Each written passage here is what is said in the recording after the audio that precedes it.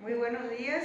En esta oportunidad vamos a hablar sobre las combinaciones o los compuestos binarios y ternarios. Estaremos hablando de su formación y la nomenclatura. Sabemos que las combinaciones binarias son aquellas formadas por dos elementos, o en este caso dos tipos de átomos. Tenemos acá la nomenclatura y formación de los compuestos binarios. En primer lugar, vamos a ver que existen compuestos binarios con hidrógeno y que pueden ser los hidruros y los hidrácidos. Y tenemos en cuenta también los compuestos binarios con oxígeno, que pueden ser los óxidos básicos y los óxidos ácidos. En primer lugar, vamos a hablar de los hidruros, que es una combinación del metal más hidrógeno, por ello es un compuesto binario. Se forman a partir del hidrógeno molecular más el metal, que es siempre monoatómico. Según la nomenclatura tradicional, se nombra con la palabra hidruro seguido del nombre del metal, con la terminación oso o ico según tengan la menor valencia o la mayor valencia, ¿verdad? Y según la nomenclatura IUPAC, se nombra la palabra hidruro seguido del nombre del metal, entre paréntesis, especificando el número de oxidación con el que está actuando. Y tenemos en segundo lugar los hidrácidos, cuando se combinan el no metal más el hidrógeno.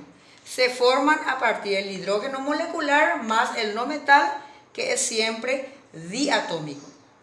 Según la nomenclatura tradicional, los hidrácidos se nombran con la palabra ácido seguido del no metal con la terminación hídrico. Y según la nomenclatura IUPAC, se nombra el no metal siempre con la terminación uro de hidrógeno. Eso es en el caso de la nomenclatura de los hidrácidos. En segundo lugar, tenemos las combinaciones binarias con oxígeno, que tenemos dos tipos, los óxidos básicos y los óxidos ácidos. En cuanto a los óxidos básicos, combinamos el metal más el oxígeno. Se forman a partir del oxígeno molecular, que es siempre diatómico, más el metal. Para nombrar a través de la nomenclatura tradicional, se nombra la palabra óxido del metal con la terminación oso o ico, según tengan su menor o mayor número de oxidación. Y teniendo en cuenta la nomenclatura IUPAC, se nombra con la palabra óxido del metal y entre paréntesis aclarando el número de oxidación. A este número también se denomina numeral de Stokes.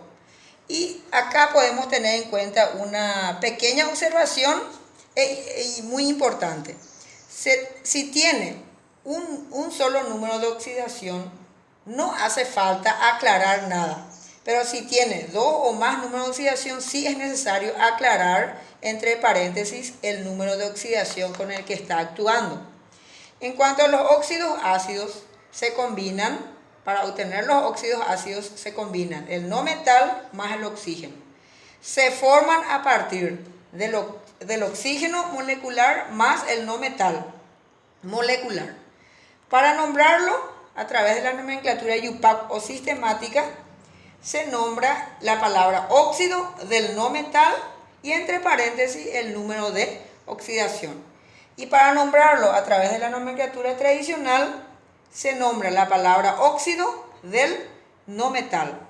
Que acá también es importante tener en cuenta una pequeña, y no deja de ser importante la aclaración, en las combinaciones del oxígeno con los halógenos que tienen más de dos números de oxidación, se forman en realidad cuatro tipos de compuestos y en este caso pueden tener los halógenos cuatro números de oxidación. Puede ser el más 1, más 3, más 5 o más 7. Cuando actúa con el número de oxidación más 1, debe llevar siempre en la nomenclatura tradicional el prefijo hipo y la terminación oso. Si Si actúa con el número de oxidación más 3, solamente el prefijo, la terminación oso. Si tiene número de oxidación más 5, solamente la terminación ico. Y si actúa con número de oxidación más 7, debe llevar el prefijo per y la terminación ico.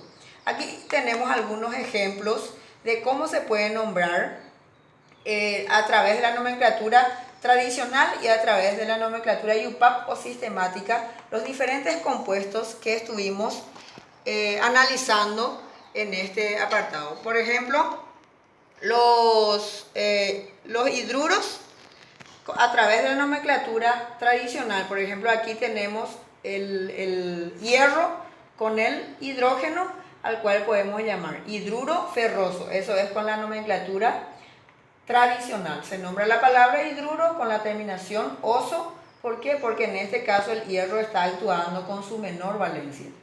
Y siempre con su menor valencia, si vamos a nombrar a través de la nomenclatura IUPAC o sistemática, podemos hacerlo con la palabra hidruro del metal, que es el hierro, y entre paréntesis aclarando su número de oxidación, o en este caso teniendo en cuenta la cantidad de átomos que intervienen en la formación de la molécula.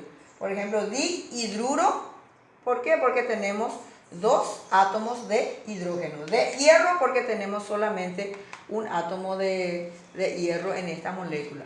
Y para nombrar los hidrácidos tenemos el azufre con el hidrógeno. En este caso llamamos la palabra ácido para llamar al hidrácido con la nomenclatura tradicional, la palabra ácido, y el no metal con la terminación hídrico. Y con la nomenclatura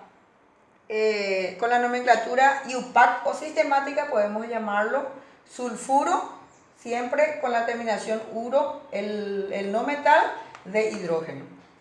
Y en cuanto a los óxidos básicos, podemos llamarlo con la nomenclatura tradicional, nombrando la palabra óxido y el metal con la terminación oso.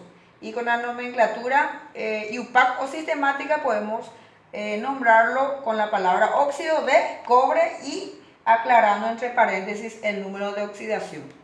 Los óxidos ácidos podemos llamarlo con la nomenclatura tradicional, nombrando la palabra óxido y el no metal con la terminación ico u oso, teniendo en cuenta menor o mayor número de oxidación.